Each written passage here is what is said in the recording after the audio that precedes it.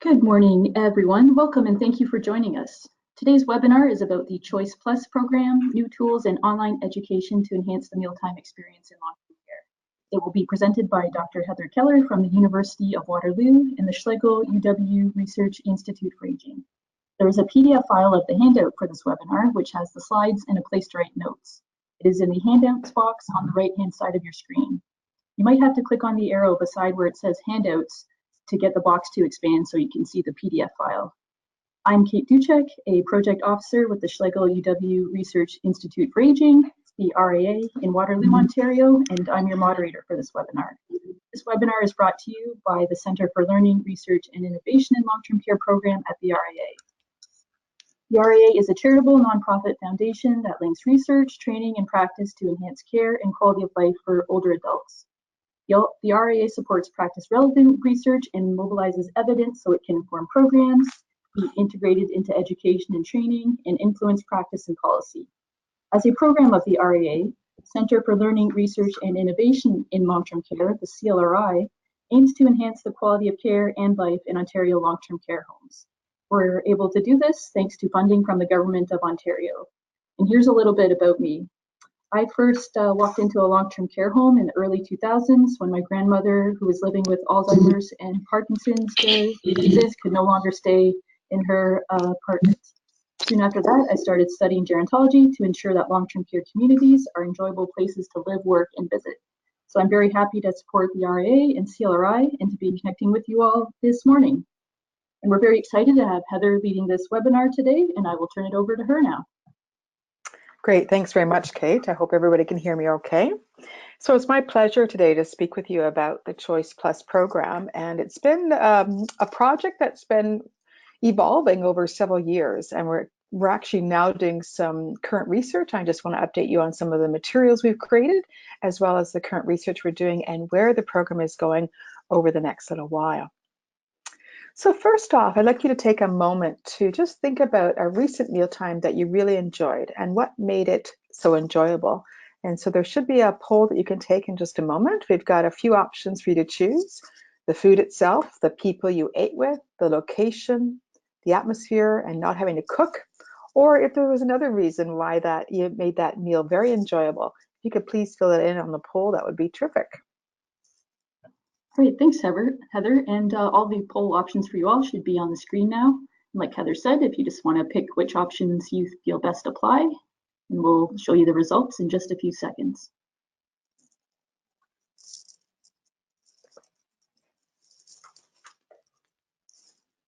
All right, we'll give you just a few more seconds to respond there.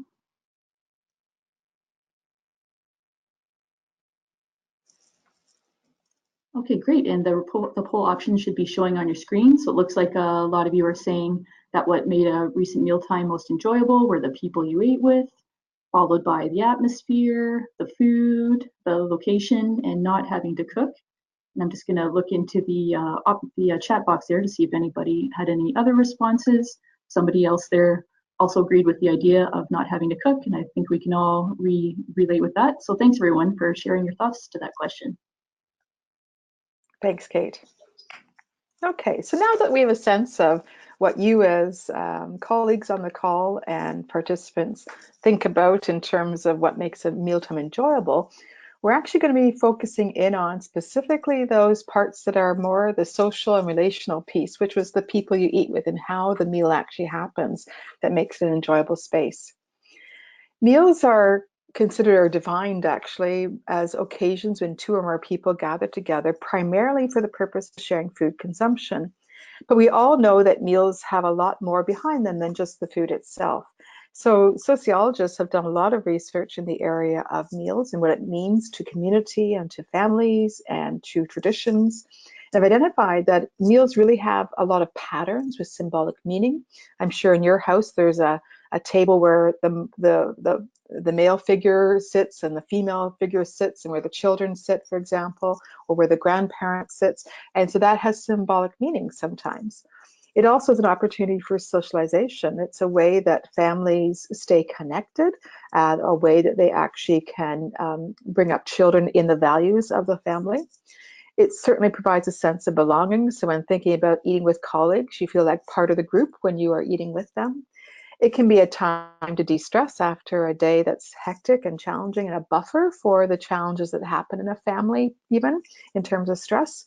But it also can increase stress, especially when you think about the social and ritual expectations that occur with some meals, like family get-togethers, Christmas, or other large holidays with your family.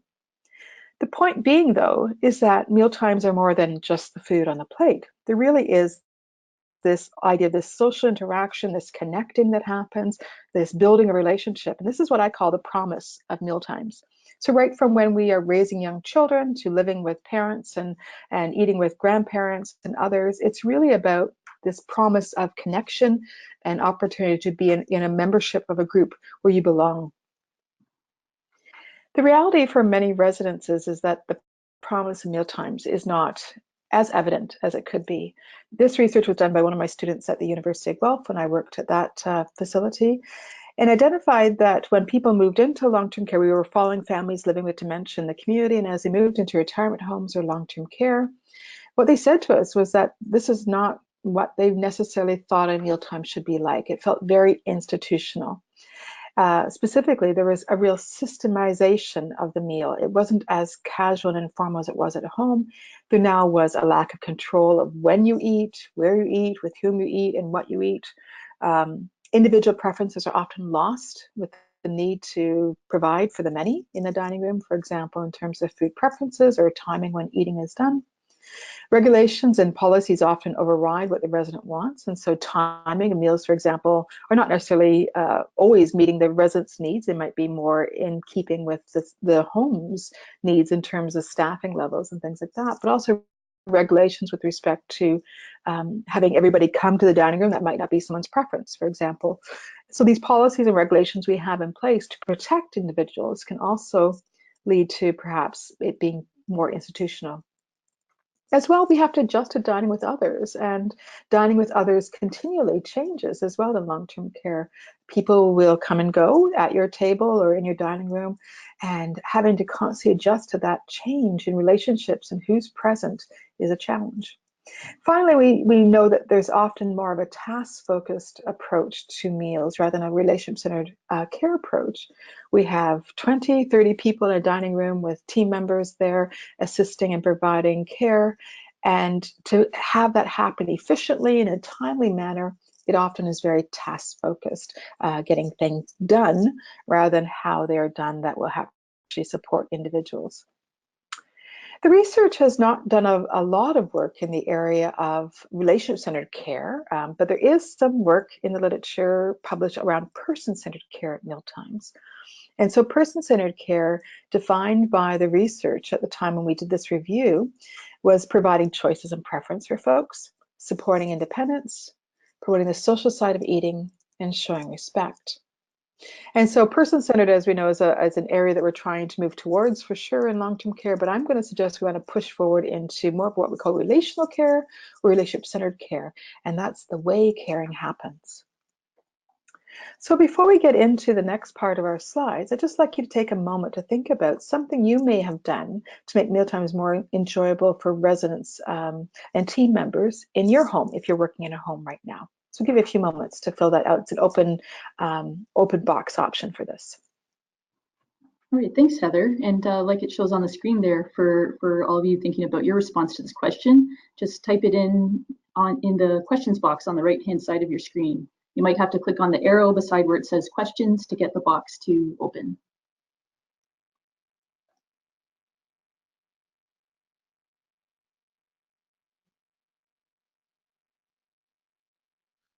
All right, and we have a couple of responses already. So some of you are saying music or decorations, trying to personalize a meal to people's tastes, sitting people together who enjoy each other's company, having different table linens and things like that, as well as other decorations like flowers, respecting people's requests if they want to sit at a different table, having a menu board so that way people are able to see what the meal coming up or what's taking place is being offered, trying to accommodate people's individual preferences, making sure people feel comfortable.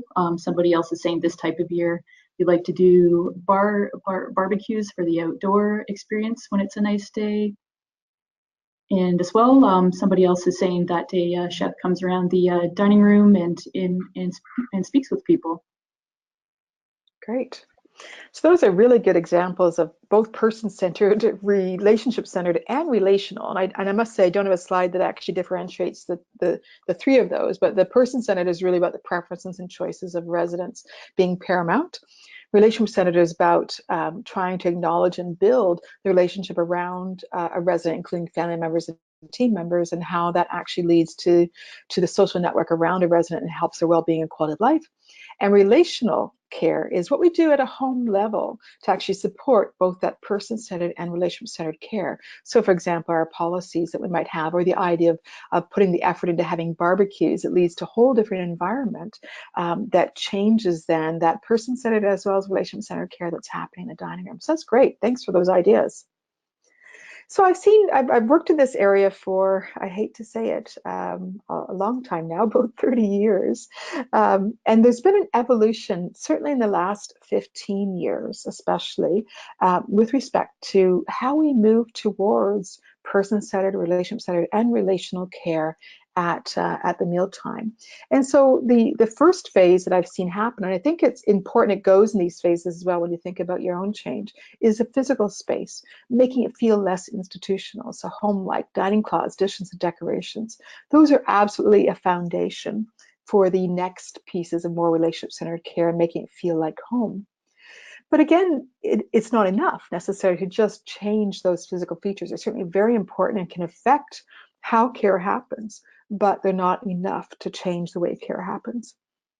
Organizational space is sort of the next level that we see homes working towards and moving through, and thinking about more resident-driven, individualized processes. So for example, having breakfast someone can have in their bedroom instead of being in the dining room, or a flexible time frame for breakfast from anywhere from 6:30 in the morning to 10 in the morning. So people who want to sleep in can do so, and those who don't want to sleep in, get up early, they can have something as well. So we're moving towards recognizing this is someone's home and they have the right to then choose how they want to be fed in that environment. So some of those things we're starting to see happen, but also now seeing perhaps meaningful activities. So thinking about involving residents in peeling potatoes if they want to be involved, or making pies, and actually consuming that food, not just using it as a recreation activity and then the food is never consumed by the home. And so there's opportunities. Some residents want to participate in that way and others do not. But seeing a mealtime as a place where people can have meaningful activity as part of the home and be part of then the family, in essence, that's in that home, that's a big part potentially of the way we change our organizational space as well. The way caring happens, though, is I think where we want to be going eventually. And some of us are getting there now with respect to thinking about relationship-centered care and caring as a family. So resident, staff, family, feeling like they are together in this. They belong together, they work together, they value each other. And some examples that have been suggested in the research literature, and certainly in practice as well, the idea of family-style dining, or including staff and family in the meal itself, so that it's a very welcoming environment, feels more home-like. This is what I think is the promise of mealtimes. And we still have work to go, certainly to get there, but we're hoping that the Choice Plus program helps homes and neighbors within those homes to think about how they can do that. So what is relationship-centered dining? It's the social, psychological, nutritional needs are being met. There's the promise and the potential mealtimes happening. Mealtime experience is a result of supportive relationships. They meet the needs of care partners. Meeting needs means that care partners are highly attuned to the individual care needs of a resident. So it means whatever sort of training and support and organizational cohesion we put around a team to provide care in a neighborhood is that we have to build in the empowerment for team members to change as residents come in, because there'll be different needs, different things that are driving and most important for those residents than others. And we have to figure out how to flex in this continually changing space of a residential neighborhood. And what this look like will depend on the context and the need of those individual residents, as I said. And so retirement homes where people might not have as many physical challenges, it will look quite different than in assisted living or long-term care. And if you have residents who do not express themselves verbally, it will look quite different for them as well. That doesn't mean it can't happen, it just looks different. So I'm going to show you a short video right now, it talks about why mealtimes matter and builds on the research of the Making the Most of Mealtimes, which Choice Plus comes out of in terms of the next step.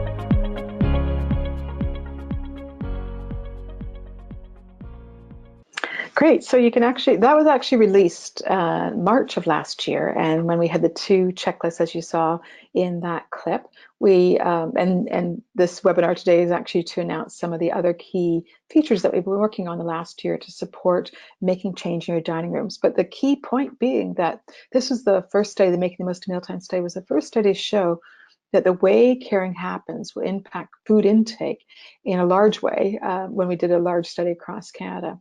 Certainly interventions that have looked at family style dining and others have shown this benefit to food intake, but they haven't been able to measure what it is that's doing that in terms of this relational care. And so now we have that, which is great.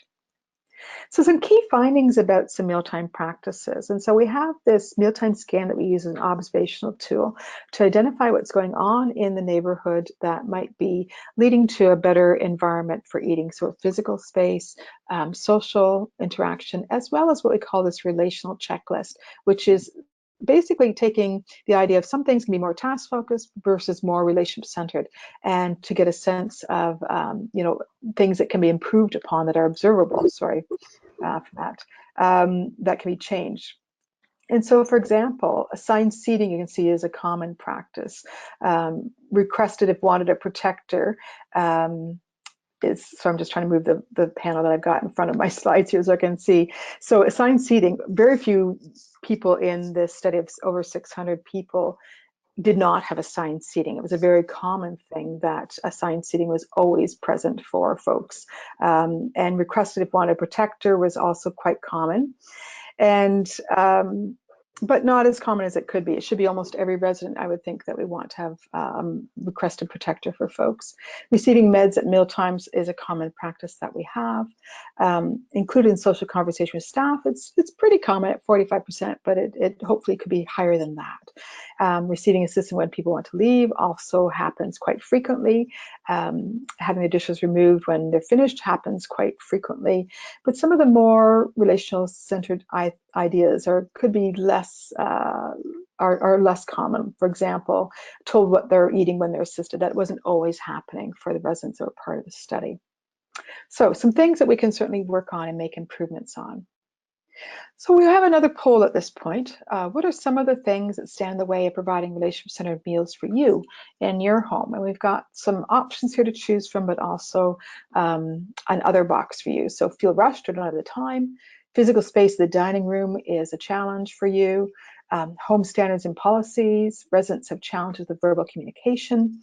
Don't know how to interact in a relationship-centered way.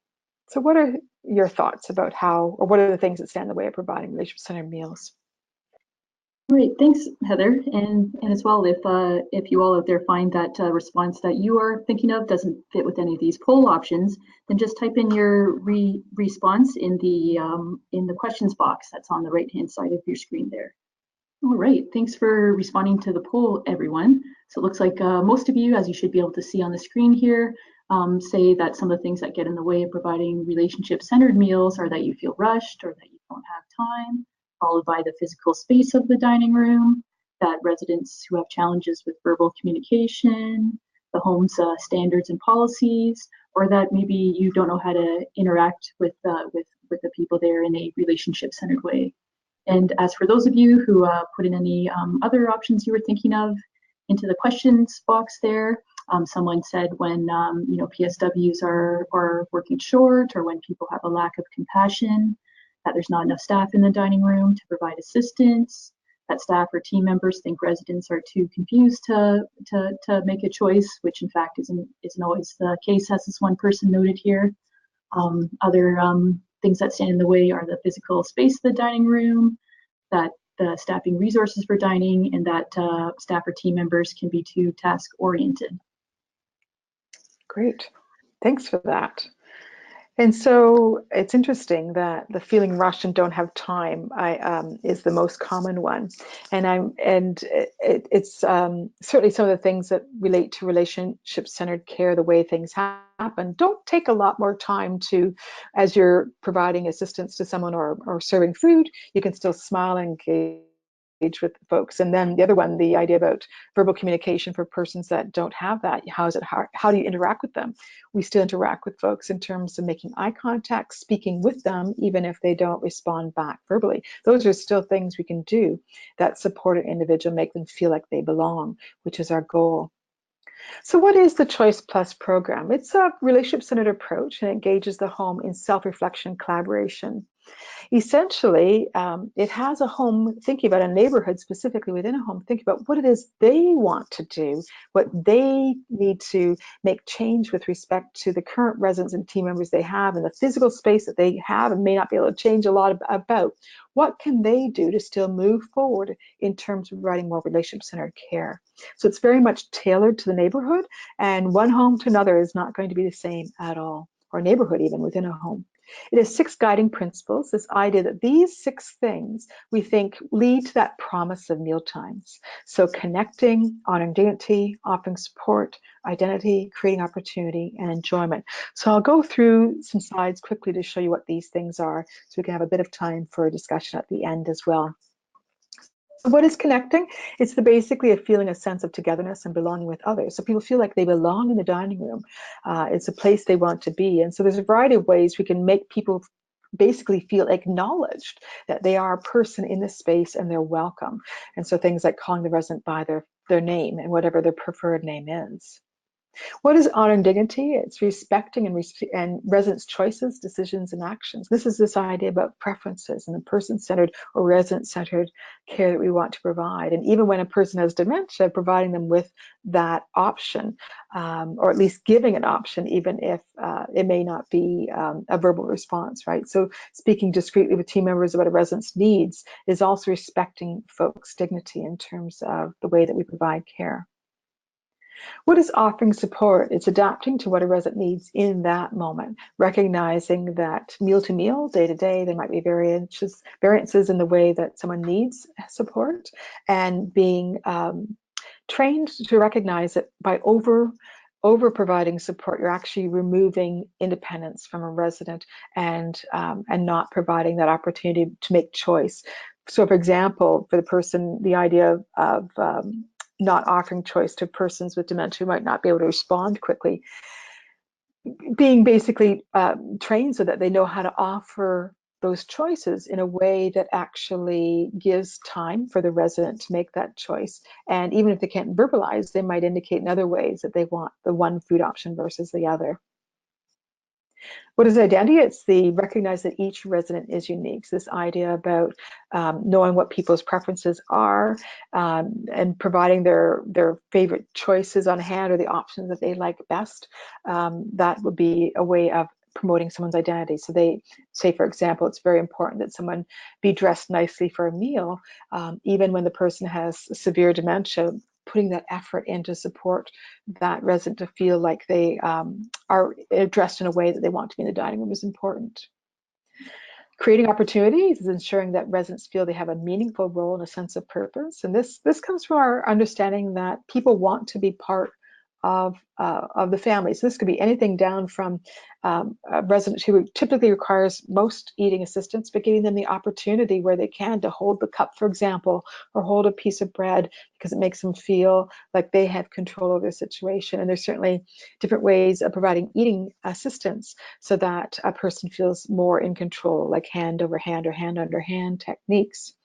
But other things can be, for example, involving residents in planning a theme night for those residents that have that capacity and interest, or family members as well. And then finally, the goal is that we have enjoyment. This promise of mealtimes is no longer just a task of getting fed and getting food into our tummies, but it's actually a place we want to be. It's the heart of the home. It makes us feel relaxed and in a friendly dining environment that we want to stay in and be in. So we've done quite a bit of research to date, and we're doing more on this Choice Plus program. But I'll share with you today a development evaluation that we conducted about a year and a half ago now at this point in time. It was 2 dining areas in 2 neighborhoods in one long-term care chain that received the Choice education. And we had external facilitation over a 32-week period. And that meant basically the external facilitator working with the teams once every 2 weeks or so, chatting with them to see how things are going, etc. We found that every neighborhood was unique, and it's dependent again on the residents and the team members that are there, but also the orientation cues that might be in a neighborhood can be different, which we saw in our setting. Even though it was the very same home, different orientation cues were used in the dining rooms to support residents. And the frequency of relational and more task-focused interactions was also very different. One neighborhood had a lot more individuals who required eating assistance, which led to obviously a much more task-focused environment as well, because you have many folks who need some assistance and maybe not as many hands to do that. So it's very, very task-focused often.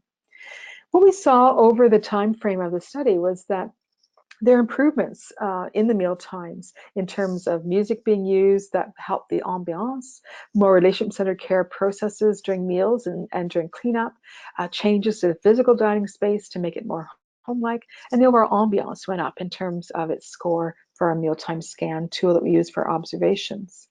So we got a sense that we could make change, but we also needed to revise this choice program, and now we call it Choice Plus as a result, to actually support that. And so when this choice development evaluation was being done, none of the checklists that are available now or the education modules that we'll be showing you today existed. This was just with basically some key handouts provided to the home members and a little bit of training at the front end for team members. So the program has grown a lot because of that learning.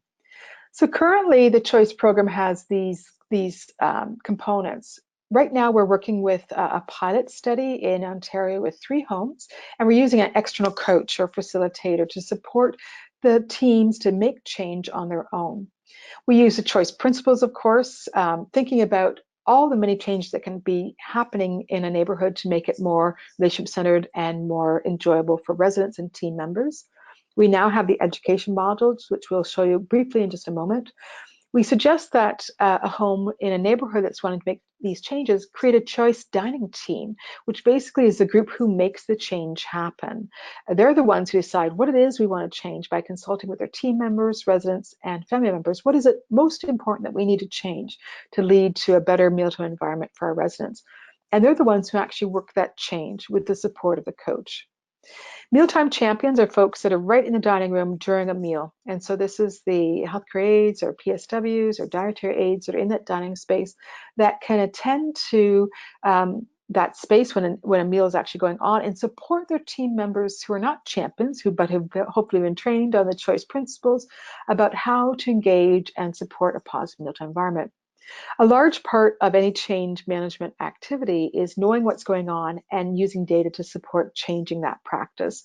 And so we have both a formal evaluation that we use with our observations by researchers, but we're also building in an informal audit process to Choice Plus so that people can decide what specific change they're working on in this week or 2-week period of time, and developing their own informal audit to actually see if that change is happening. Self-reflection comes through the checklist that you've already been introduced to, and the idea that participatory action research is really what's going on here. It's participatory decision making. It's the whole team that's deciding what needs to happen. So it's not from outside of the home or some standard that is outside of the neighborhood. And you can see all the stakeholders who are involved are extensive, and it's very inclusive. So we are conducting a pilot, as I said, in 3 homes in Ontario with a 12-month window of doing this process using a coach. And so we have a pre-development phase, a development phase where once we've understood some of the communications and things like that in the home and developed a choice dining team, we then start defining what it is that wants to be, what the home and the neighborhood wants to change. And then the intensive phase is going about making those changes, and the team members building into that experience and providing wisdom around what needs to change and how it should be changed. And then finally, the sustaining is when the coach slowly leaves the neighborhood in terms of support, so that the home can carry on the change effort without us. And it focuses in the physical, the psychosocial, and the relationship-centered care aspects of dining. So how does the coach work with the team? They raise awareness and build connections with all stakeholders. So in that pre-development phase, they develop the choice dining team with the home and facilitate change with that group in terms of consulting with the greater team members, residents, and family who are interested in supporting and identifying some ideas for change. They empower the choice dining team to make change. So some basic change management principles like plan, do, study, act cycles, how to use audit and feedback to use that data to support change and embedding a change in practice, how to use basically good leadership skills in making that change happen. The audit and feedback, as I said, we have a more formalized research piece that we also are creating individual team templates for audits that are informal based on a very specific change the home is or neighborhood is trying to put into place. Stakeholders determine the priorities for change. It's not the researchers, it's not the CDT on their own, it's the whole neighborhood that decides what it is they want to work on and what principle it may fit in terms of choice that it might fit into. There's training, as I said, for the modules that is available now on iPads or phones that people may want to use. And then the CDT members actually work the improvements. So they're this small group of dedicated folks who figure out what is the change and how it needs to be made from the feedback from the stakeholders in that neighborhood. And they basically do these plan, do, study, act cycles to try to understand, are we getting a change happening? What has to be tweaked? What enablers need to be put in place, etc. So that's the role of the coach in this process that we've got going on at this point in time. And it's obviously a very cyclical process over the study period. So now I want to focus in on some of the key tools that we've got available for anybody to use at this point in time on the RA website. So the first is the 2 checklists, which you've already been introduced to, the Mealtimes practices checklist and the dining room checklist. And we'll show you what one of those looks like in just a moment. But they're useful in that you can take them to a huddle or to a team meeting and talk about, are we doing this as a group? And so get team members to rate themselves and discuss what is standing in their way of providing social interaction for those residents who might not be able to communicate verbally, for example. Do they feel rushed? They forget to do it? What is it? Then we also have the 6 online modules, and I will show you these briefly, the sort of the template that we've got for all 6 of these. And one is for each choice principle, and so they have the same format, and they give you a snapshot in about a 3-minute window of what is the principle and how it gets the team member reflecting on their own practice to make change with respect to that principle. Here's the mealtime practices checklist. So as you can see, a team member can rate themselves in terms of what they might think, and the checklist is pulled out based on the 6 principles. So this is just the connecting one. And you can see it doesn't include all ways of connecting, but it gives fodder, quite frankly, for discussion among a team and for self-reflection. And here's the dining room checklist, just some items from that about the furniture. And so this is something that can be done perhaps by the choice dining team, and then they can ask the greater team members what they think in terms of making change. What would be the, say they wanted to move to having colorful placemats, what color would the team members like to see in residence and family? So building that participation again. So it's the change of the neighborhood and not the choice dining team that's doing this. In terms of the modules, as I said, it has 3 key things that we're trying to get across to people. We want them to understand their current strengths in supporting residents in mealtimes, get ideas for simple ways and strategies to put that principle into practice, and hopefully spark discussion again at team meetings to develop plans for change and what needs to be changed. Each online education model includes a video, a checklist, and a self-reflection. It takes 3 minutes, but of course it can take longer if you want to reflect longer than that. That can be viewed on a computer, tablet, or smartphone. And as I said, they're highly accessible from that website currently.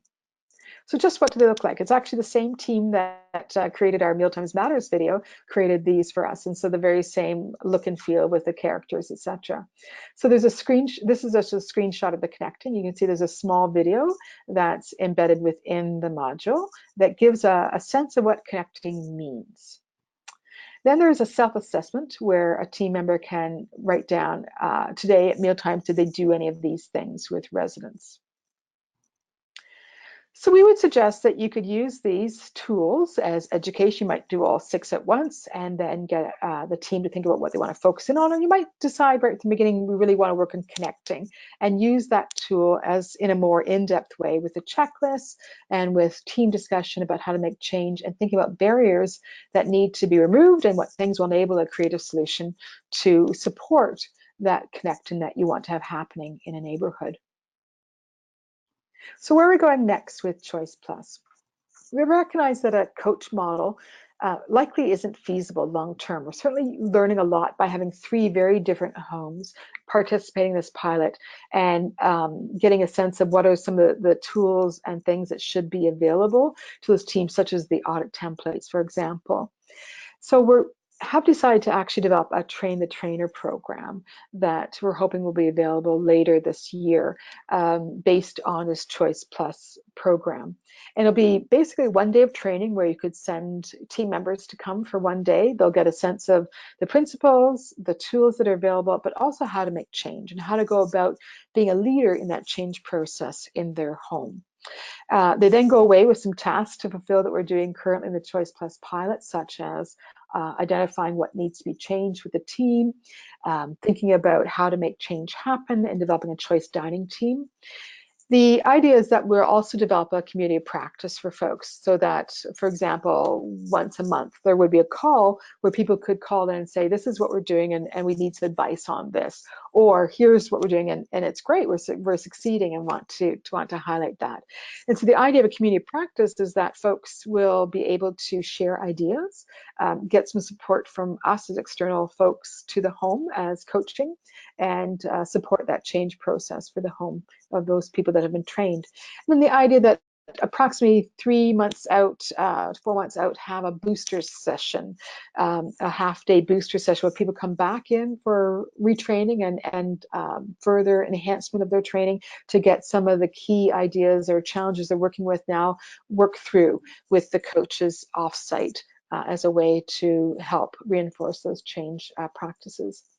We just applied for funding to do Train the Trainer model to demonstrate the feasibility and efficacy of this model, and we're hopeful that that will happen. And if that's the case, we will be doing a Train the Trainer model this fall in some homes. So just to wrap up, and we've got lots of time then for questions. Mealtimes are a key component for residences, and based on the number of people on this webinar, I think you guys feel the same way, that it talks about the quality and the philosophy of a home, the way that meals are, and they're a very visible place for families and residents to see what is really going on in a home. It's also a touchstone, though, for relationships. It's a place where many residents will come and build friendships not only with the people they eat with, but also with team members in a way that's different than other sorts of care activities. Making the most of mealtimes has demonstrated that this mealtime experience does actually also impact food intake. So it's not just quality of life and well-being, and certainly team member satisfaction as well, but it also has the potential to improve food intake. We think that the mealtime experience can be modified with team member training and organizational change that supports relational dining to happen. And the Choice Plus principles provide a backbone for what might be the goal in terms of the promise of mealtimes and how that can look in dining rooms in long-term care, assisted living, and retirement homes. The development evaluation showed we could change that experience with the effort, and certainly we've done a lot more work on the content of choice, and that's called Choice Plus, because we recognize that that's a key part of this process, is giving people tips and strategies about what to change and how to go about making that change. We've, as I said, expanded other components, including self-reflection as well. So with that, I'll leave you to find the checklist and the modules on our RA website, and we have time for some questions. All right, great. Thanks, Heather. It's wonderful that the Choice Plus program is freely available for anyone to use online, and that a Train the Trainer version is coming. And so like Heather was saying, we have lots of time for her to answer any questions you might have. So please enter any of those questions or comments in the questions box on the right-hand side of your screen there. And as well, while people are typing in their responses there, we wanted to take this opportunity to thank you for participating in the webinar. And we would really appreciate your feedback on it and any suggestions you have for future webinars, including webinar topics. So a short online survey will pop up after the webinar ends if you have time to complete it then. And we will also send you 1 or 2 email reminders with the survey link and a link to the webinar files, so the handouts that we provided, as well as a link to the webinar recording that will be on the RAA's website. And yeah, so a couple of comments that we have so far is that somebody said thanks for sharing the online education tools, that it's really amazing work. Somebody else, again, thanks you, Heather, and says that they're excited about the Train the Trainer program and that they're looking forward to it. And a couple of questions we have here. So the first one, somebody is asking if the audits are available.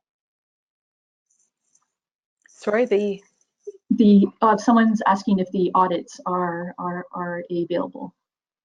Yeah, so that's a really good question. The mealtime scan and the dining environment audit protocol are research instruments. They're not available for use by homes themselves. And I recognize that's a bit of a gap, because we certainly have the mealtime practices checklist. And so we're thinking about over the summer of how to bring some of those ideas into some sort of checklist format that that folks might be able to use in their own home as part of the Train the Trainer process as well. Yeah, so it's a really great question. However, once you've done that sort of what needs to change, you then might want to focus in on a specific effort. Let's say it's noise in the dining room, and you identified that, you know, there seems to be a lot of noise in this dining room compared to other dining rooms, and the noise causes are these, right? You would then want to develop an audit that actually, after you've done some education and training and organizational change around that, say it's vacuuming during mealtime, you know, do some of that work to say, you know, we're not going to do that anymore. That's not going to be a best practice for us. Then you're going to want to have an audit template that actually is generic, that you could then use to audit that practice. What are we trying to change this week? We're trying to actually not have any vacuuming happening over the next month in the dining spaces when meals are on.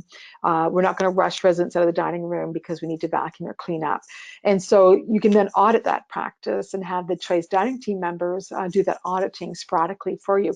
And a generic template will be available as part of the Train the Trainer model. We're realizing that now is a key piece as well. So those pieces I'm hoping to come. The mealtime scan, though, and the deep, those are really research instruments and not appropriate for a home to be using at this point in time. Okay, great. Thanks, Heather.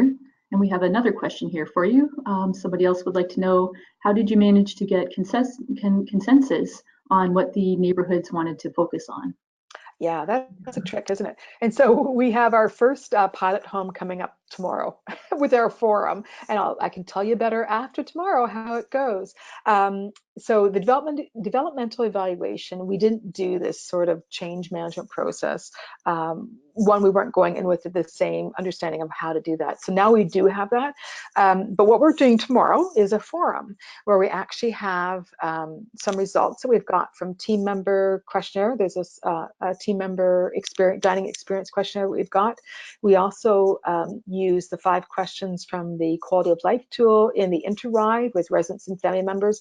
And then we have a mealtime scans. And we basically put that into, this is what things are going well already, and here's some areas that might need some improvement. So making it very accessible to team members. Taking that to the forum, they've already had that in hand right now to make look over, have that in hand, and do a process of talking out what do we think are the priorities that need to happen with that choice dining team initially, getting them to vote, and then taking it back to the greater team to further vote on, is this really what we need to be changing based on the results of the evaluation to date? And so that's the process we're going to be taking, and then training our choice dining team about how to actually go about, okay, now that we decide this is the priority, what is it within that priority has to change? Say it's noise. What are the things in that around noise that have to change, you know, dining room, and get that input from the greater team. What is it that are the things that are causing noise? And then the choice dining team would take that away and think about, okay, how do we fix that part for the team members and residents in the dining room so they don't have that issue of noise anymore, and bringing it back to the team to actually put into place. So it's a little bit of a cyclical process. It's called a plan, do, study, act cycle. But the planning part, we want to get the input certainly from the greater team, the residents and family, and providing that opportunity to do so. All You can right, do a lot of thanks, things. You Heather. can do suggestion boxes. Sorry, I can just add, you can do suggestion Yep. boxes. You can do whatever ways you find easiest to communicate with team members, residents, and family. Could be a meeting. It could be a variety of things. Whatever works for your home to get feedback from folks. You know it works well. Do those things to get that input about what needs to change and build that that interest in being part of the solution. All right, perfect. Thanks, Heather.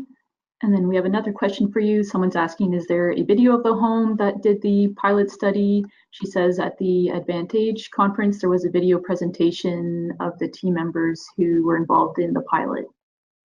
Yeah, and so that's Dr. Sienna Casper at Lethbridge. She used the choice principles, a slightly different process than what I use in the Choice Plus program, but very consistent. And she had a home in that area that went through trying to make change, and she created a video. I don't have access to that video, so I would suggest contacting her.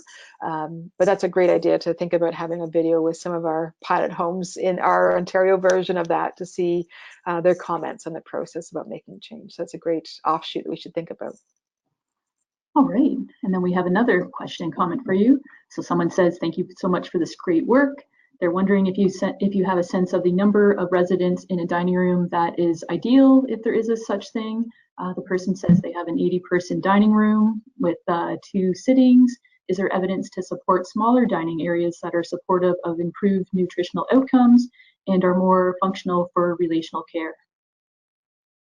Great question.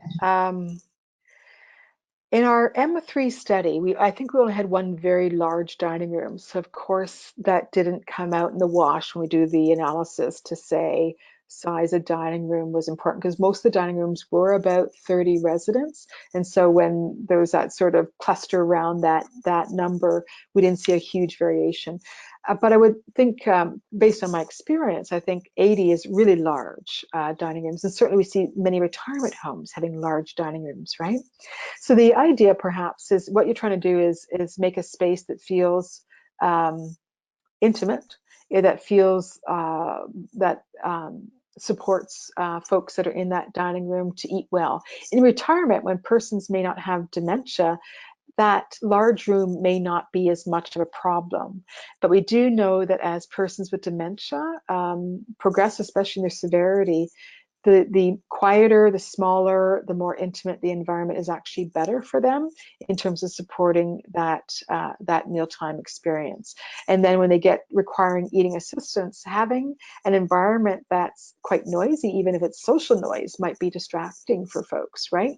So I think it really depends on the residents. I can't say, you know, for sure what room size is going to be best. I think it depends on the residents that you're living with and working with, if it's retirement versus assisted versus long-term care. And I think a dementia, if I were to say anything, it would be, we do know in dementia focused areas, if you have an entire area that's dementia care, smaller, calmer is better, because that's going to deal with the environmental press that happens for a lot of folks with dementia. Unfortunately, we don't have a lot of research about dining room size outside of that little bit of work around dementia care. So that's an interesting idea and notion. But I suspect 80 is pretty big unless people are cognitively well. And if they complain or are concerned about the noise, you might think about how can you put up dividers or ways to make it feel a bit more intimate for folks where they can build those relationships, because that's what they want. All right, wonderful. And we have a few more comments and questions for you, Heather. One person was saying that her whole food service worker class is listening to the webinar, and they really appreciate this extra knowledge for new dietary aids. Oh, great. I'm glad to hear that. Yeah, and it looks like we also had somebody who commented that she's thanking you for the webinar and that she's a family member of somebody who lives in a long-term care home. All right, thanks, Heather. And we have a couple more questions here for you. So one person wants to know, where can she continue to get more information on the Choice Plus program as the trainer starts and is rolled out, and as any other new tools or information are released? Everything will be on the website that's on your slide right now. So that's the wonderful thing about our RA website. It's very rich with resources and content. So that'll be the place to go. Okay, great. And then somebody else has a comment and a question. She's saying one of the strategies you mentioned was allowing residents to eat breakfast in their rooms or in bed. And a barrier they've come across is not having enough staff to be monitoring between the dining room and the residents' rooms. Yeah, that's a challenge. Yeah, and so that's definitely a challenge. And certainly in Ontario, the ministry would encourage folks to be in the dining room as much as possible. One, for that oversight with team members, but also it's more relationship centered, right? When folks are in the dining room, hopefully they're building connections, etc. I think there's this tension between wanting relationship centered, but at the same time person centered. There might be folks who have too much pain in the morning, for example, to get out of bed, and need that time to wake up and have their breakfast in bed before they can get going. So again, this tension that you might not want to do that with every person, but for those folks, it's really a struggle to get out of bed and dressed and in the dining room. Think about, is there that option? And how do you then do that in a staffing way that supports those folks? This is the tension that we have to deal with, unfortunately, the amount of staff we have versus the residents who might need specialized care. So I don't have any fast and easy answers for you, and certainly recognize that these two things can butt heads, quite frankly, what an individual resident wants versus what's the capacity in the home to do those things. And I know from folks that I've talked to in long-term care, they're always striving to do their best for their residents. So I think that's the goal and the process, to keep working hard to figure out how best to serve the individual residents we've got, rather than automatically saying, no, we don't do that. Right. So that's, I think, the flavor we're trying to get across to folks is to be open to the potential for how to support an individual resident who might need that extra special piece with respect to dining. All right, thanks, Heather. And then one last question / comment for you. So this person says it's not really a question, but she's letting us know that sometimes they experience during meals, they find it can be hard to get personal support workers to buy into all of the time it takes to make a better meal service for the residents, that PSWs can be very pressed for time, and that they're always thinking ahead of what's left to do before they are finished their shift. Right. No, that's a great point.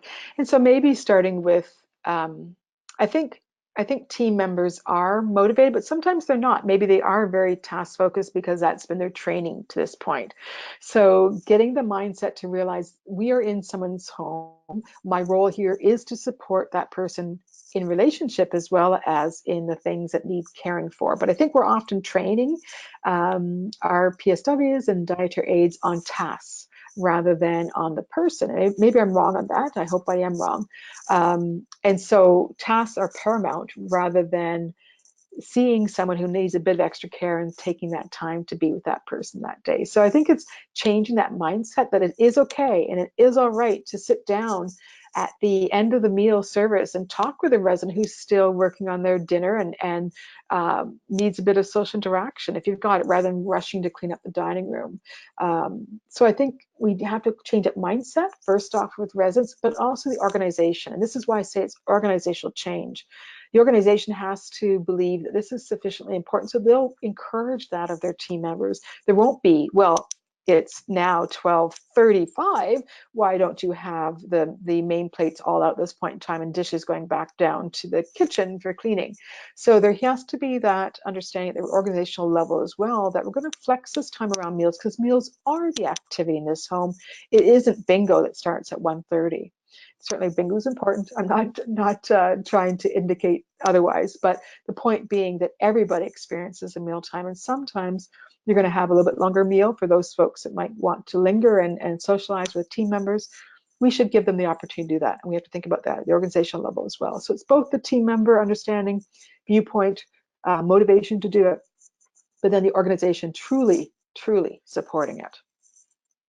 All right, great. Thanks, Heather. And one last quick question here. So this person thanks you, and she's wondering, as long as the RIA is referenced, can these resources be shared with dietitians and food managers? Absolutely, yeah. And so we would just recognize that please don't remove any of the copyright information. For example, so the checklist, the dining checklist, all those materials are freely available on the website for you to use. Just don't alter them in any shape or form.